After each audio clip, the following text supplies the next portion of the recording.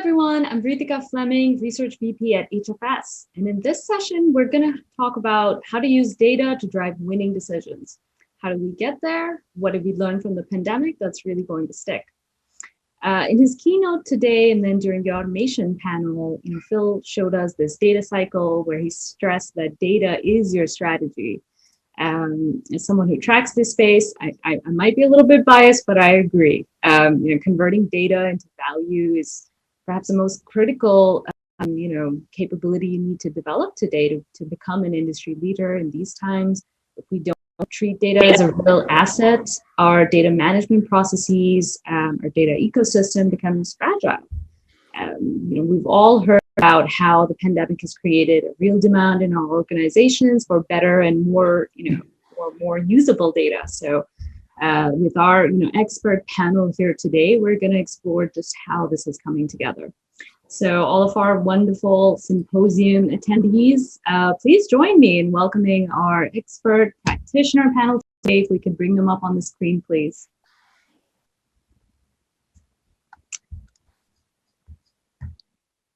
Great, thank you.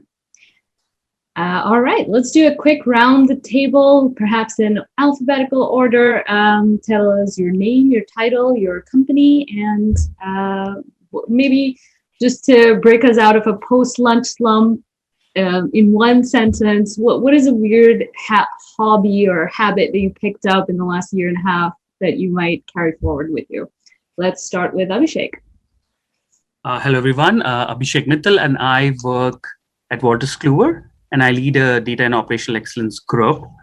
Weird hobby. I haven't planned for this, but maybe, I don't know if it's weird, but playing video games with my daughter, that I might continue.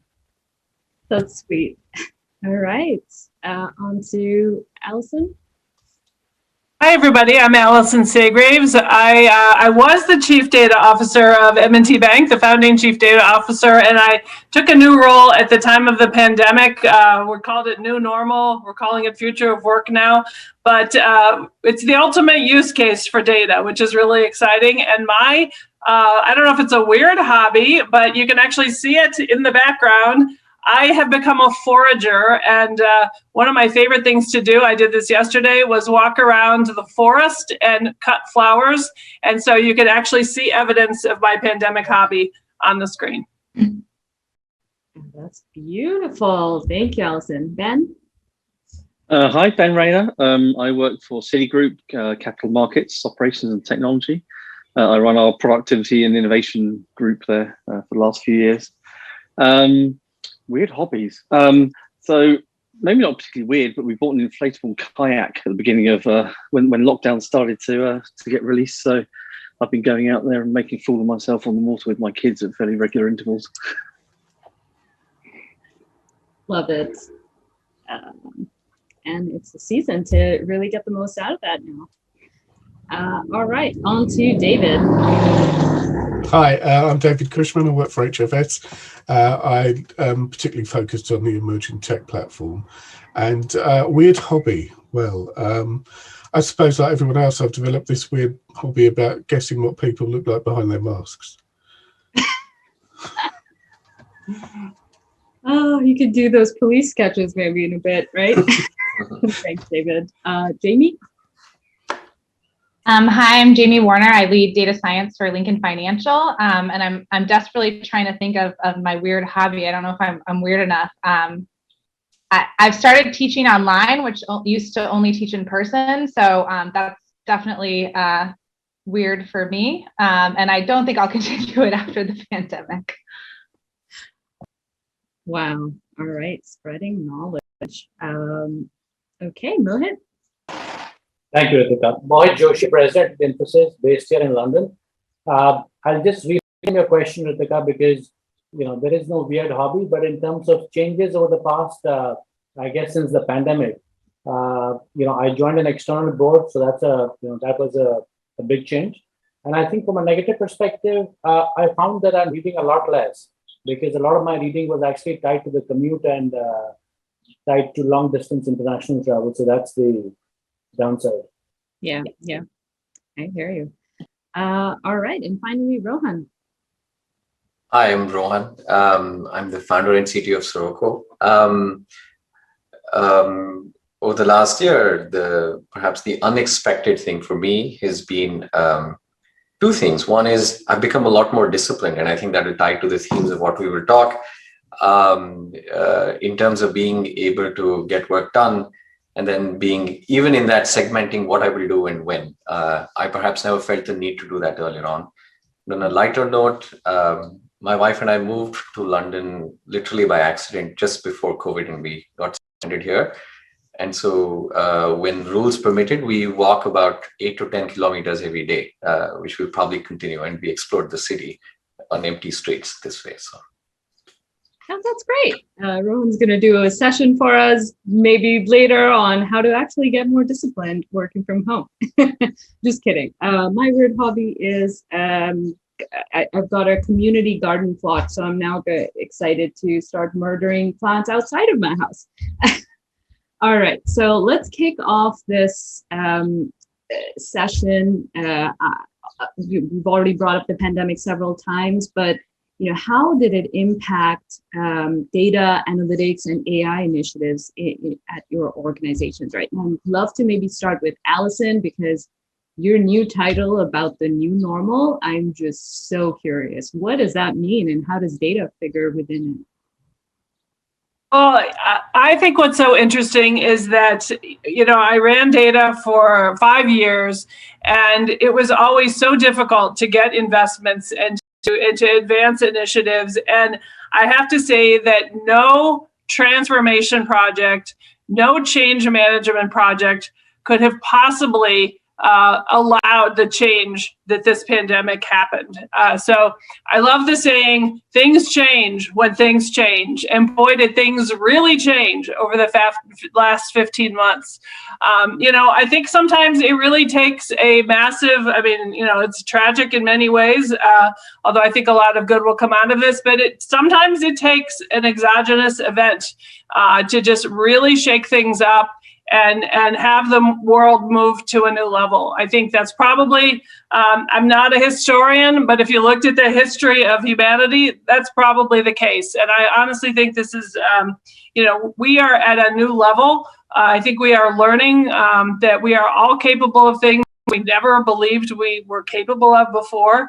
And I'm thrilled that people have adopted digital in the way that they have, not just customers, but employees, and digital and data. This was the ultimate data literacy event, of our lifetimes. And I think things would be the same. So that's where I am. I think that employees are going to require and demand a new sort of compact with their employers, and it's a very exciting time, born from a tragic event, but nevertheless one that I think we can learn from and advance the course of human history. Yeah, I love that. Things change when things change. 20 years of transformation and change management initiatives, and this is what it actually took for some companies, right? Great. So we've got a very strong mix of BFSI representation here. So I'd love to maybe get a little bit more specific on some vertical nuances, right? How has data and analytics initiatives perhaps changed or become more, coming to the forefront, especially for a relatively data mature, set of market segments and financial institutions and insurance carriers. So Mohit, you're very plugged into this at Infi. So look, I think, as Allison mentioned, clearly the pandemic has brought about a step change in the way companies are thinking about digital more broadly, but specifically data, AI, analytics. And let me just give you a couple of examples, right? I think the first thing that stuck out was maybe, almost a year back when you had the PPP program roll out in the US. And suddenly banks had to scramble. There was a 3 to 4 week period where you had to do account setups, you had to make disbursements, fraud checks, brand new reporting standards. And the volumes were just enormous, right? If you look at some of our clients, they literally processed more volume of loans in 10 to 12 weeks than some of the smaller banks had done in 10 years. So that sort of massive ramp up, very data intensive effort could not have been done without AI initiatives, without a huge degree of automation. So I think that's one example. I think on the flip side, we saw a number of capital markets players that were hugely stressed by just immense upsurge that we saw in volumes. And a number of broker dealers in the US and over here in the UK as well had significant outages because their infrastructure just wasn't scaled for that. So I think these are two examples that show you, how intense it got and how people were able to respond. And the longer term, how this has pushed the initiatives that they have towards, relooking at their data infrastructure, relooking at their digital infrastructure more broadly. From just my own perspective, I've just been completely amazed by the change in mindset that we've seen for a number of our clients. Work from home was unheard of. In fact, not even unheard of, it was unthinkable in the context of a regulated financial institution. And just how quickly, over the course of a weekend, most organizations have pivoted to a very high degree of comfort of working from home. And thankfully, we haven't seen the sort of the data leaks, the cybersecurity issues that most people had anticipated, in March or April of last year. Got it. Okay, so Jamie, how about you? I mean, the insurance companies have been swimming in data for a while now, right? But its usage has always been in pockets, tons of old school sort of quantitative analysis and actuarial sciences now getting shaken up with machine learning and AI. And you've worked at a few carriers, right? So what has changed now? I think tons of things have been changing over the past number of years. Really, a lot of initiatives toward aggregating all those historic systems and making the data more available, which obviously continues to be a challenge. I think we're still a little bit behind places that have the ability to kind of throw out historic information or build newer systems. But we've definitely seen a big shift, and also a lot of questions come up in the ethics space. So what kind of data can we use? How can we use it? Can we use, prescription data? Could we use COVID data? What sorts of information can we use to make better decisions and faster decisions for our policyholders, and to give them the care that they need more easily? And we've seen a ton of work there, especially you look at the health insurers, they're doing a lot of automated work, even with smart devices, to auto insurance, where it's almost ubiquitous that you have some sort of tracking in the vehicle. So a lot of that has exploded in the past couple of years. Yeah, it's like your data ecosystem is only going to get larger. So how much of it can you tap into and really use as a competitive advantage, right? Ben, let's bring you into this discussion. So what has been the impact for Citi?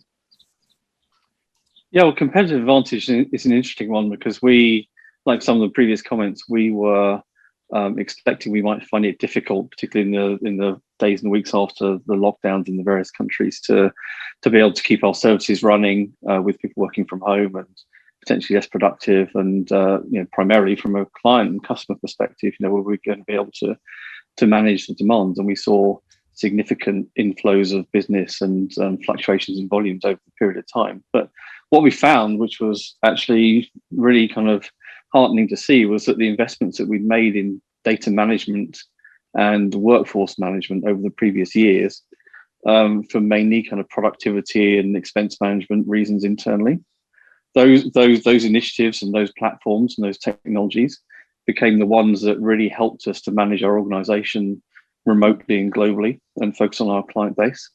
So some of the machine learning platforms that we've built, a lot of work that we've done around unstructured data management and bringing those into place to be able to flow work around the world seamlessly for continuity of business. Those sorts of things became BAU, and they really advanced us. So I think that's the main step change we've seen, that things that we'd put in place as innovations for other reasons, mainly for business continuity purposes, actually became, the continuity of business became BAU. And so therefore those things have now become embedded, which has really sort of fast tracked us into the next paradigm. That's cool. So you've really seen then, Citi employees wanting to have more data in their day-to-day jobs and get more out of, better decision making, and also perhaps a little bit or more automation with data underpinning that. Yeah, I mean, one of the things that I'm sure most people have found that when staff are in the office, they talk to each other, they discuss what to do next, they work through the decisions they need to make in their daily lives. All that went overnight, right? People are sitting there and trying to cope with working from home and being relatively isolated in terms of decision making. So one of the first things we recognized was that we had a lot of those decisions in our data, but of course traditionally we're relying on people to make those decisions, and very, very quickly we had to find ways to simulate process and build those decisions into our data model so that we could present work to people in their sort of isolated locations and make their lives as easy as possible, which again was something we were looking at doing for a number of years beforehand. We hadn't really figured out, frankly, how to work the mechanics out of doing it, and within a 2 or 3 week period it became a necessity. So it really helped. Yeah. And Reetika, I'd add to that, if I can, that it's been a great opportunity for cloud expansion, which previously there was a lot of hesitation around, because a local server, if you're not able to go into the local office, can have a huge latency effect, and that can really drive some of those moves toward the cloud and toward better capabilities with tools and more remote capabilities for better talent, and just kind of continuously drive that cycle forward. That's great. So Rohan, one of the things that Soroco does is really make organizations look at their process data, right? Have you seen that demand or change with your clients on moving to hybrid working environments, like Ben was saying, right? Needing to do new kinds of modeling and analysis. So actually, that's true, Reetika, prior to the pandemic, right? Yeah. But once the pandemic began, we have seen this kind of an extraordinary surge, and I say this not just as a practitioner, but also just as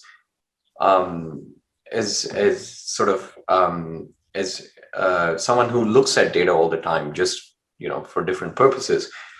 And the surge in kind of the kinds of data that we are seeing is data to understand how are people and teams actually getting work done. So the scope of the problem is beyond just how do you improve your processes. It's fundamentally how do you improve your work. And this is actually even more interesting and even tougher when you don't have, and to Ben's point, when you don't have a hallway to walk down, meet people and figure out what's going on, and you'll overhear something, or whatever, you'll exchange ideas and so on. So now managers don't have that. And instead people are isolated, people are remote. And so really work becomes some sort of an intersection, even more so post the pandemic, between people using software on their machines. It's true for all of us, right? And executing some kind of work as a result. And so what we've seen is this kind of data about understanding how work happens has become even more acute, and has become a much broader problem than just looking at processes or looking at technology alone and so on. Sort of along 3 dimensions of people, processes, and technology. And sort of our realization and our understanding from our clients, has been that, you'd use this kind of data to answer questions like, what kind of experience are people actually having on a daily basis when they go to work? Can that be a lens for understanding the company and some of the challenges at a broader scale? Can you use the individual's experience or the team's experience to shine a light on the broader themes of work? Where do you intervene, and with what kind of tools? Do you automate something?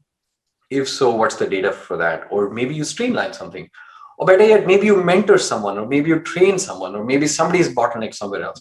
These kinds of things historically, right? You probably go hire consultants who will come interview people and talk to them and so on. But all of those things are gone now once that people work remotely, right? And I think the real opportunity from a data perspective is all of these kinds of questions, which have historically been the purview of consultants, have now become data and tech problems in the last 12 months. And that decisive change, at least for me, has been so stark. And I actually think there's something even deeper and more interesting here for everybody sort of on this call and listening in, which is, if you think about it, right, the 90s and 2000s, people were enamored with, the web graph, right? And you had Google and crawling the web and downloading pages, looking at links between pages. The 2000s and 2010s were all about the social graph, right? The connections between people. I firmly believe the next 10 years will be about what I call as the work graph, which is how are people getting work done? What data elements are they accessing in the workplace? Who are they communicating with? Whatever else and so on. What process do they execute and so on? This building up this kind of data, and then being able to analyze this kind of data, and then being able to take action for where will you improve training for people? Where will you invest in technology? Where will you automate something, or where will you streamline something else? I think that is a tremendously exciting area. And in my opinion, the pandemic has really given birth to the work graph. That's kind of like what I've learned. That's interesting. And you've actually, Rohan, taken us seamlessly into our next question about affecting people and process change, right? We at HFS have talked about this concept of addressing process debt, because it's no longer just technical debt that you need to, consider and make investments for, but seriously taking a hard look at your operational processes, redesigning to get smarter, more intuitive. Data is going to be the foundation of that. So that's an interesting concept on the work graph really being the future. Abhishek, I'd love to get your take on this and how you're thinking about affecting people and process change, building data-driven cultures. Why is this so hard? Yeah, no, my company works a lot in compliance, and there's a lot of nuances, and especially when we talk about adoption of some of these advanced technologies, especially related to AI, I think trust is a factor. Is a huge factor. And how do you gain trust? Because especially with these advanced technologies, people's expectation is that they will be flawless, and they won't. And that's not the case with AI. There are definitely false positives. So even before pandemic, I think this is pre-pandemic as well. The trust factor, and how do you sort of do that? So there are multiple ways, but the two things which worked for us, one was, of course, bringing in the SMEs right up front in the process, right? Making sure they understand what are the limitations of the technology, what are the advantages of the technology, and really have them involved in the design of the solution, rather than just asking them for the requirements and then giving them an AI solution. They're pretty much the owners of the AI solution. Our operational experts, our domain experts are really the champions up front. The second thing, which I think was quite interesting, usually, typically we started with the recommendation engines where machines would recommend and humans will be the final decision makers and validate. And they will always find a lot of skepticism that, it didn't work in this scenario or that scenario, and the trust level will be low. We sort of flipped the situation in some of our processes where we said, okay, you continue doing your work. We'll keep the AI solutions at the back as a quality checker, and then really provide the insights, some of the things which Rohan is talking about, right? When you show the insights, that how did you really make the decisions? And hey, by the way, there are some inconsistencies here, especially for the operational owners, the process owners, that kind of insights on how people have made their decisions and where are those inconsistencies, and what those insights really help bring a lot of trust that, these things I can use in these specific areas. And one more point to the earlier question I wanted to add was what we saw that earlier, again, AI initiatives and data initiatives were being used and adopted in a nice way, even in the pandemic. But I think it was more of an add-on, a good thing to do. It became sort of the most important thing to do, especially from a resiliency perspective for operations, where the focus was, how can I take 20% of my transaction or 40% of my transactions and make sure that they can be done end to end with the automation or AI, rather than being just an add-on. I think that difference focus from being a productivity enhancer to more of resiliency was also something that really gave an impetus to all these initiatives and drove the change management faster for us.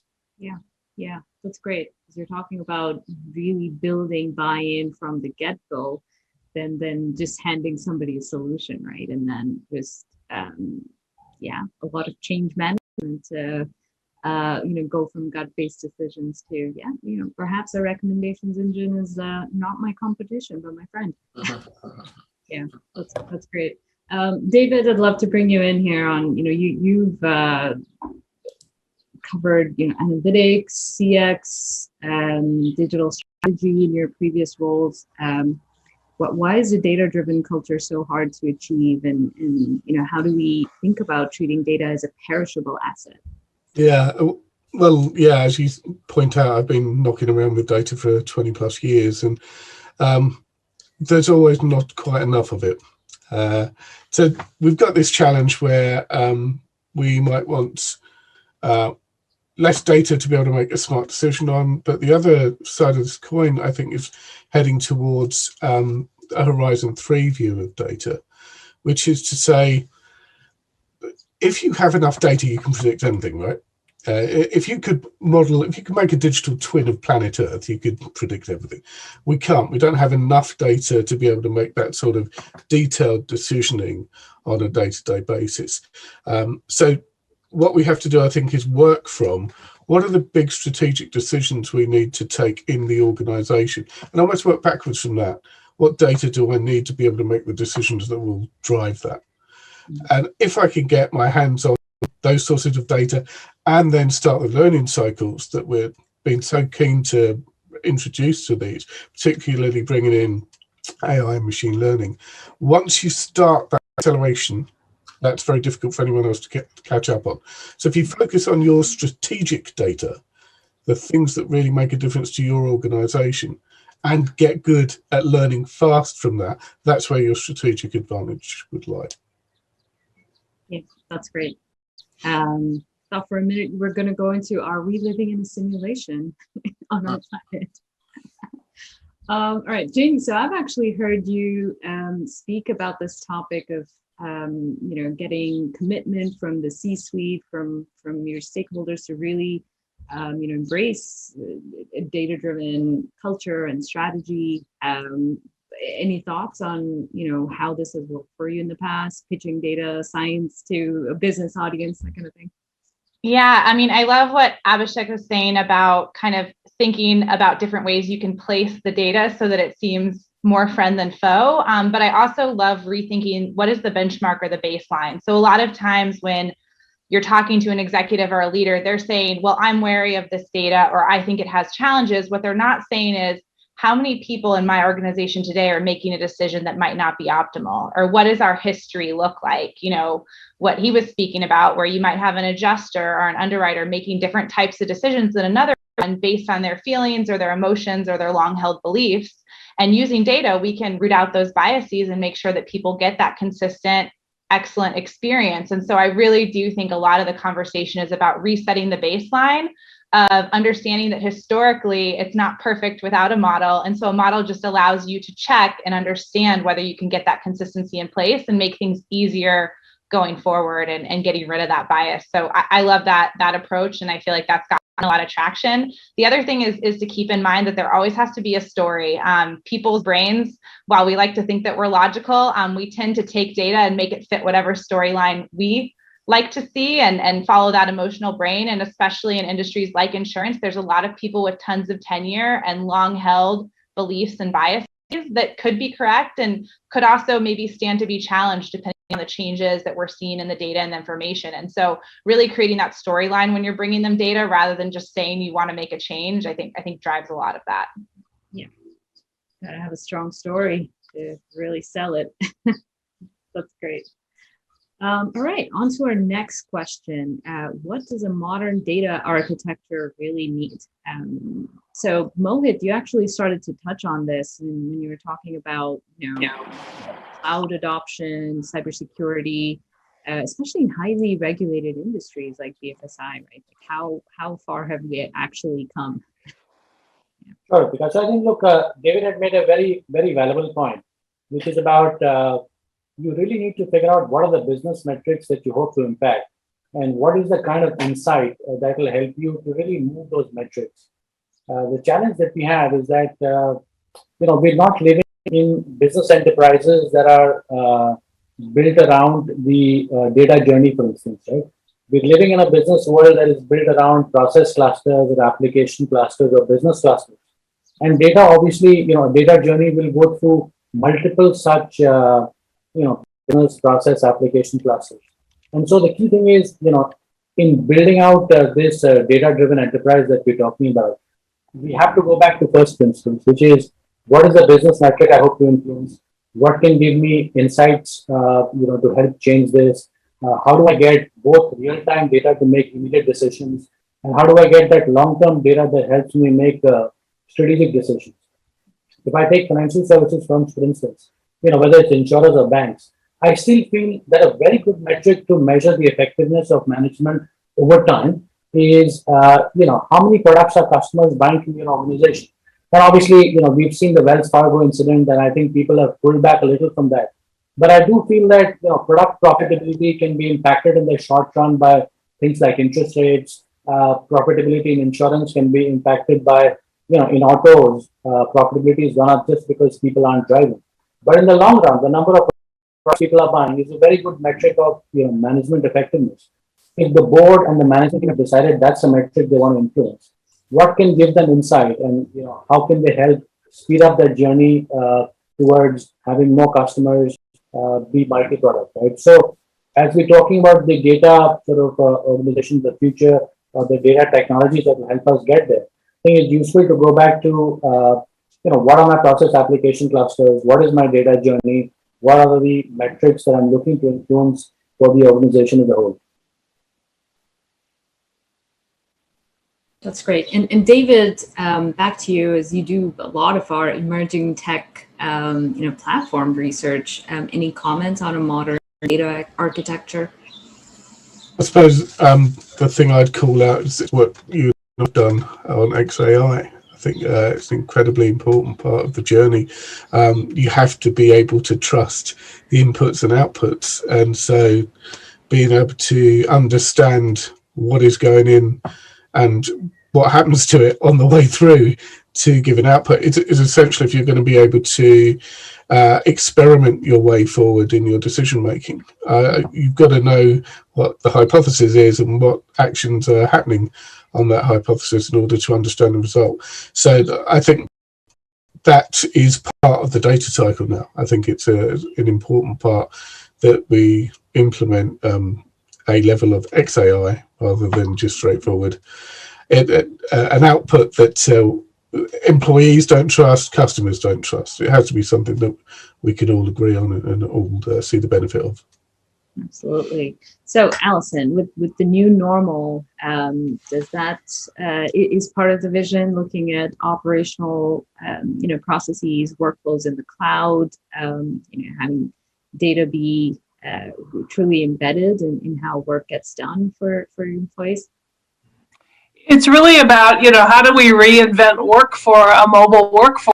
I mean, we were primarily almost an entirely work in the office company, and that was very core to our culture. And now, we're part of my role is to help the organization figure out what our posture is. And, I know it's going to include a level of flexibility that we couldn't have imagined, 18 months ago. And so to enable that kind of flexibility, mobility, people working from home, people working remotely, people coming into the office at times, people have to have the data they need to be able to do their jobs accessible on their devices. And so, we're focusing a lot on what do we need from a data foundation to be able to enable people to, work remotely, have the data they need to be able to do the decisioning that they need to do.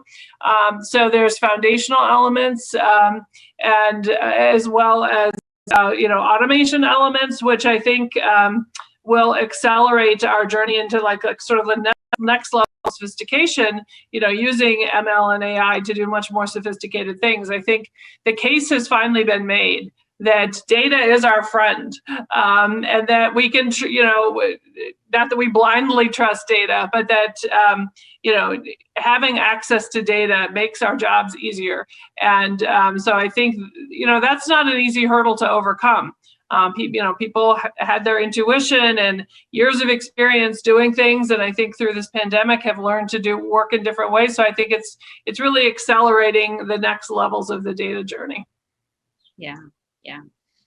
And so has that resulted in change in investment levels then for emerging tech, budgets, data, analytics, AI?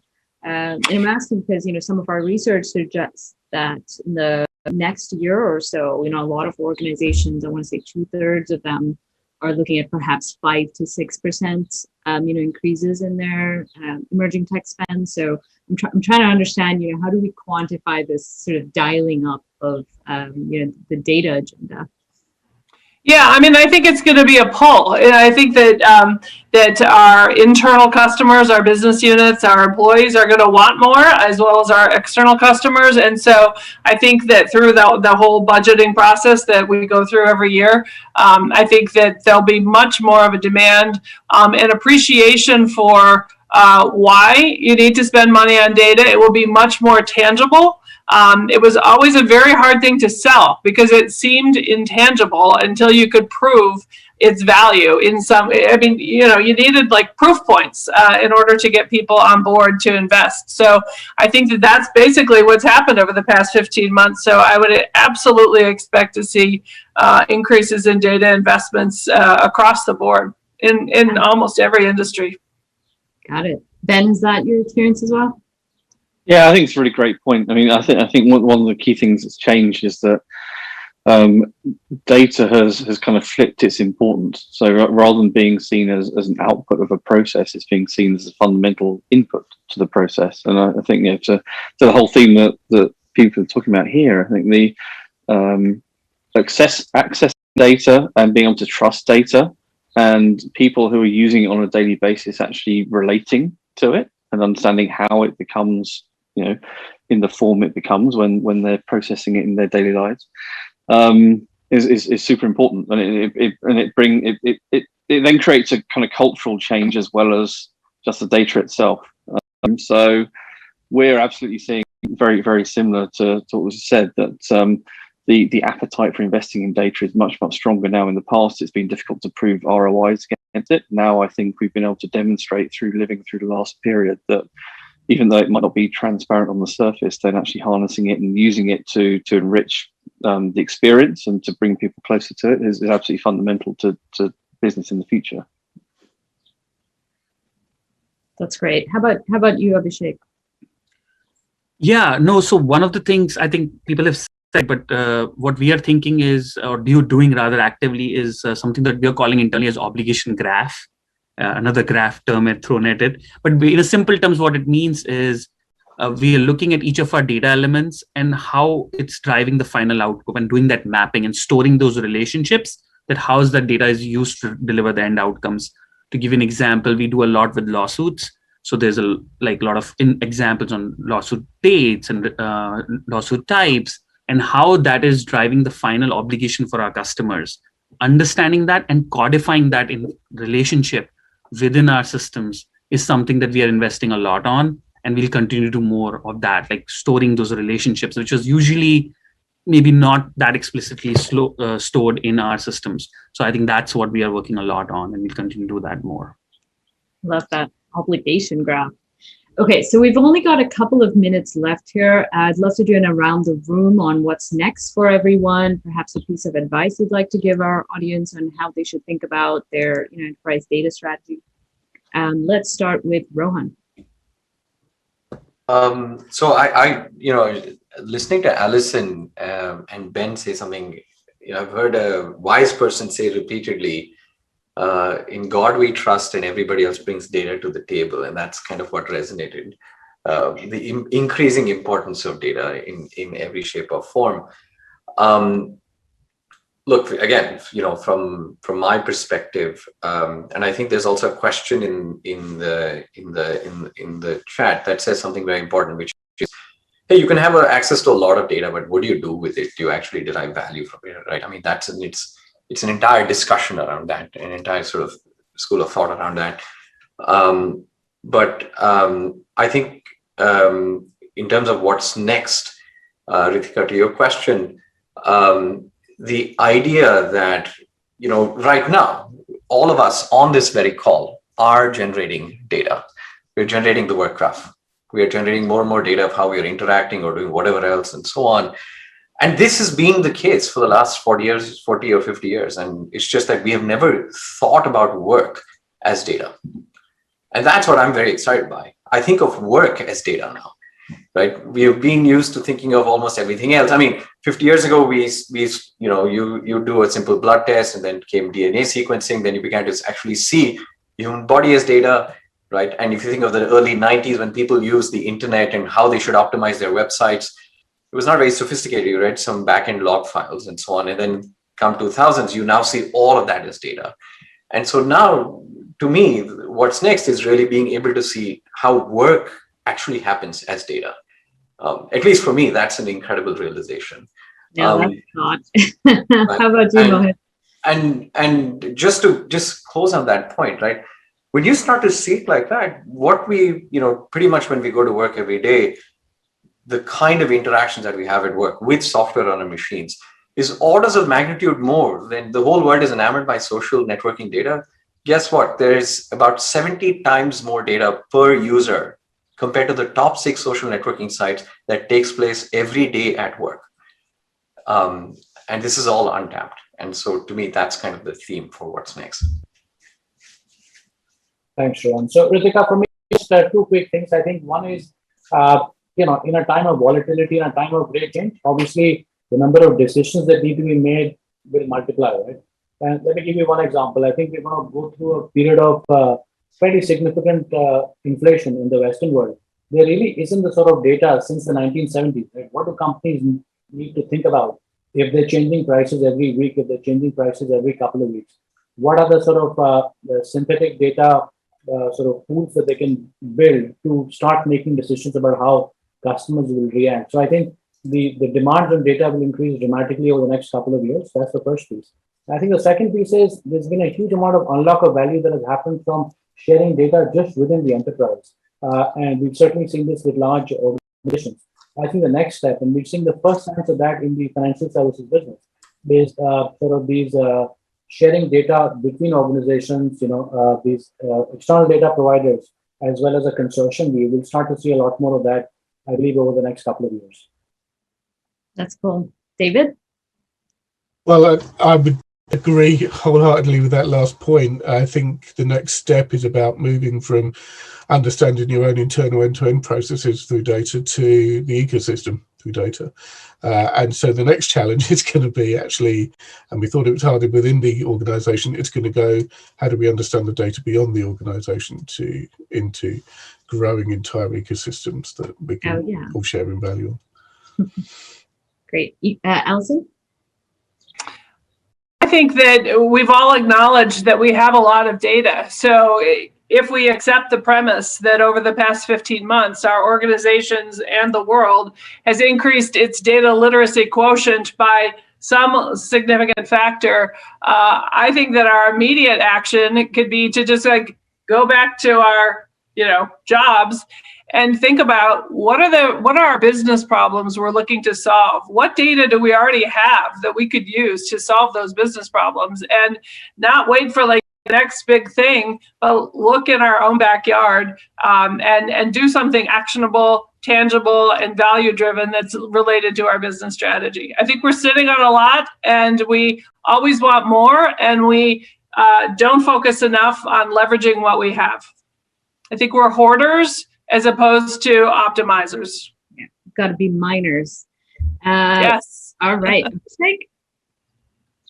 Yeah, no, for us, in terms of actioning, there's the value of data, of course, has become even more. And I think on the operations side, especially, and the customer side, it's segmentation of our operations, leveraging data, so that we can create more flexible offerings for our customers. I think that is the value part, where I think we're going to see more of that. And leveraging all these data insights will help us create more new products and services. Great. And bring us home, Jamie.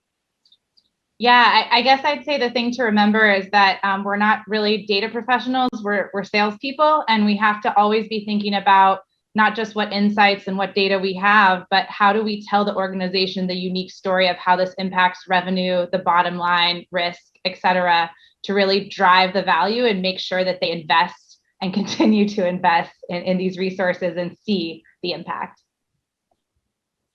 Excellent. With that, it is a wrap. Thank you to my panelists, the listeners, and stay tuned for Phil's next chat on exponential change. Please talk about data there. Thanks.